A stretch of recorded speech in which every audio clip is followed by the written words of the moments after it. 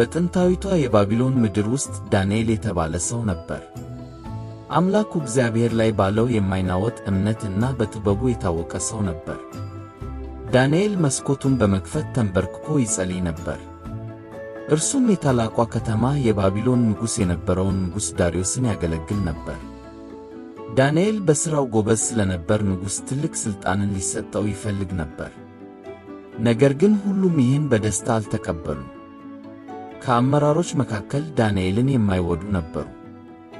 እሱ ለአምላኩ ታማኝ እንዲሁም በታማኝነት የሚጸልይ ሰው መሆኑን ያውቁ ነበር። ስለዚህም በድብቅ ዕቅድ አወጡ። ወደ ንጉሥ ዳርዮስ ሄደውም ከአንተ በስተቀር ማንም ቢጸልይ በአንበሶች ጉድጓድ ውስጥ ይጣል የሚል ሕግ እንዲጻፍ አሳወቁት።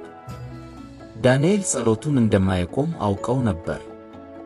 ዳንኤል ይህን አዋጅ ሲሰማ መጸለይ አላቆመም። ዳንኤልም ከዚህ በፊት እንደሚያደርገው መስኮቶቹን በመክፈት ተንበርክኮ ጸለየ። አላፊዎቹ እንደ ጥላ ተደብቀው ይከታተሉት ስለነበረ ዳንኤል ሲጸልይ ይዘውት ወደ ንጉሥ አመጡት። ንጉሥም ይህን ቃል በሰማ ጊዜ ታማኝ አማካሪውን ሊያጣ በመሆኑ በጣም አዘነ። ነገር ግን ሕጉ ሊሽር አልቻለም። አምላኩ ሊያድነው እንደሚችል በማመን ንጉሥ በጣም አዝኖ ዳንኤልን ወደ አንበሶች ጉድጓድ እንዲጥሉት አዘዘ። ግዙፍና አስፈሪ አንበሶች ወደሚኖሩበት ጉድጓድ ውስጥ ዳንኤል ተጣለ። ነገር ግን ዳንኤል በመካከላቸው ሲቆም ጸጥ ብለው ከበው ተመለከቱት። ወደ አንበሶቹ የሰላም ድምፅ በማሰማት በቀስታ ድምፅ ተናገረ።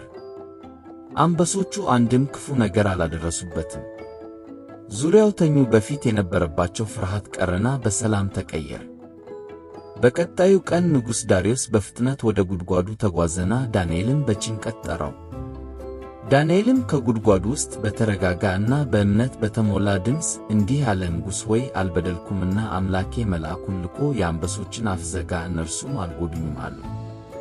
የዚያን ጊዜም ንጉሥ እጅግ ደስ አለው። ዳንኤልንም ከጉድጓዱ ያወጡት ዘንድ አዘዘ። ዳንኤልም ከጉድጓድ ወጣ፣ በአምላኩም ታምኖ ነበርና አንዳች ጉዳት አልተገኘበትም። ንጉሥም አዘዘ፣ ዳንኤልንም የከሰሱትን እነዚያን ሰዎች አመጧቸው፣ እነርሱም በአንበሶች ጉድጓድ ጣሏቸው። አንበሶች ያዟቸው፣ አጥንታቸውንም ሁሉ ሰባበሩ። ንጉሥ ዳርዮስ አዲስ አዋጅ አወጣ። በመንግሥቱ ሁሉ ሰዎች የዳንኤልን አምላክ እንዲያከብሩ አዘዘ። ዳንኤል በአምላኩ ላይ የነበረው እምነት ከአንበሶች አዳነው። ይህም ታሪክ የእምነትን ዋጋ እና በእምነታችን ጸንተን መቆየት በአስቸጋሪ ጊዜ እንኳ እንዴት እንደሚያድነን ያስረዳናል።